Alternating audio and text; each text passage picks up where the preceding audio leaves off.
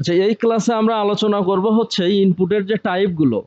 ইনপুটের অনেকগুলো টাইপ আছে, তাই না? এগুলো আমরা গত ক্লাসে মোটামুটি বেসিকগুলো দেখছিলাম, যেমন text type, password type, email type. যদি আমরা এখানে টাইপটা আছে টেক্সট, তাই না?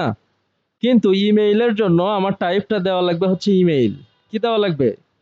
এখন ইমেইল ছাড়া যদি অন্য কোনো কিছু ওখানে দেই আমরা ইমেইলের ঘরে, তাহলে ফর্মটা সাবমিট হবে না। ফর্মটা কি সাবমিট হবে না। আবার ফোনের জায়গায় আমার টাইপটা কি দেওয়া লাগবে? ফোন দেওয়া লাগবে, বা টেল, টিইএল।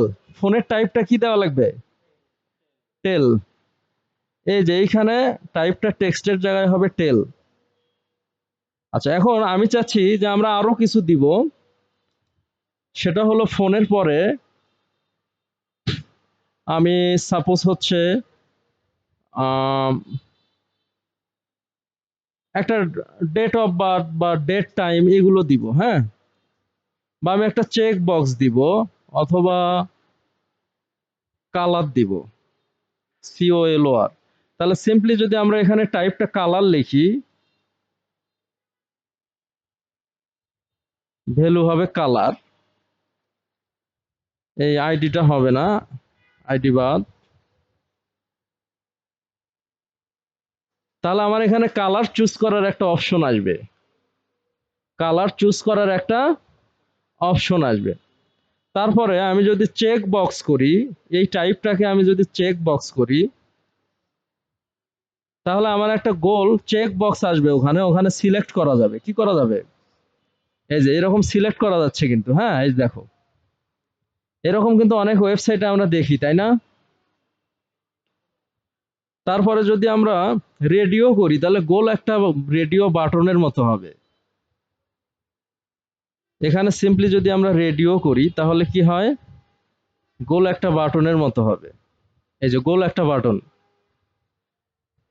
ঠিক আছে। আর যদি ফাইল করি, তাহলে একটা অ্যাটাচমেন্টের অপশন তৈরি হবে।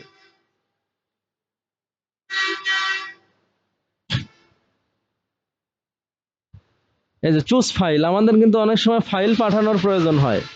আমরা যদি কোনো কোম্পানির সাথে কন্ট্যাক্ট করি, আমাদের সিভি, আমাদের রিজিউম, আমাদের ইমেজ বা বিভিন্ন কিছু পাই, তোমার মনোযোগ নাই, বিভিন্ন কিছু পাঠানোর প্রয়োজন হয়। ওই ফর্মটা যে আমরা সাবমিট করব, ওইটার সঙ্গেই পাঠানোর প্রয়োজন হয়। ইন দিস কেস আমরা এই ফাইল টাইপটা নিব। ক্লিয়ার? আরো কি টাইপ আছে? সার্চ। যদি আমরা সার্চ লিখি, তাহলে একটা সার্চ, একটা শুধু ফাঁকা একটা ইনপুট আসবে, যেটা দিয়ে আমরা সার্চ করতে পারবো, হ্যাঁ।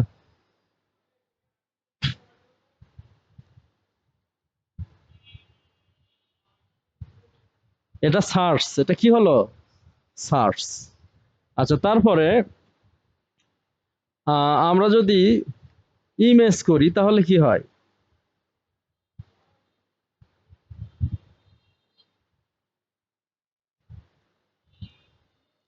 তাহলে এইখানে শুধু ইমেজ অ্যাটাচমেন্ট হবে, অন্য কিছু না। ঠিক আছে। যদি বাটন করি, তাহলে কি হয়? তাহলে একটা বাটন হবে। কি হবে? বাটন। বাটনের নেম হচ্ছে কি? কন্টাক্ট, শুধু কন্টাক্ট। তাহলে আরো একটা বাটন তৈরি হলো এখানে। আরো একটা কি তৈরি হলো? বাটন তৈরি হলো, হ্যাঁ। আবার যদি পাসওয়ার্ড লিখি এখানে আমরা,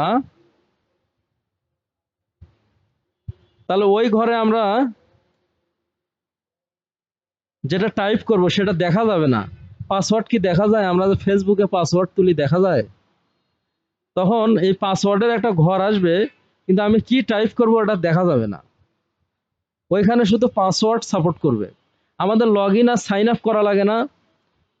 সেই ফাংশনালিটির জন্য আমাদের এই পাসওয়ার্ড টাইপটা ইউজ করা লাগবে। এগুলো কিন্তু পিএসপিতে আমি দেখাবো। তখন এই বেসিকগুলো স্কিপ করে গিয়ে ওইখানে দেখলে কিন্তু বুঝবা না তখন, হ্যাঁ।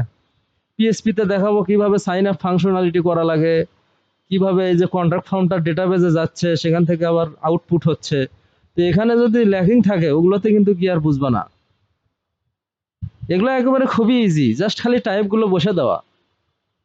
ঠিক আছে। তো এই ইজি জিনিসগুলো ভালো করে শিখতে হবে, বেসিকগুলো। যদি রিসেট হয়, রিসেট, আমাদের পাসওয়ার্ড রিসেট করার প্রয়োজন হয় না? হয় কি না? তখন ওই পাসওয়ার্ড রিসেট এই ঘরটা দিয়ে, হ্যাঁ, একটা রিসেট বাটন যদি নিচে দিই তাহলে রিসেট হবে, কি হবে, ওই ইমেইলে পাসওয়ার্ডটা রিসেট হবে। আবার যদি ইউআরএল দেই তাহলে ওই ঘরটাতে শুধু ইউআরএল সাপোর্ট করবে, অন্য কিছু না। ওই ঘরটাতে কি ইউআরএল সাপোর্ট করবে। হ্যাঁ, আহ, তো এগুলো হচ্ছে মোটামুটি টাইপ। এই টাইপগুলো আমরা সবগুলোই প্র্যাকটিস করব, কারণ এগুলো আমাদের লাগবে। এগুলো কি আমাদের লাগবে।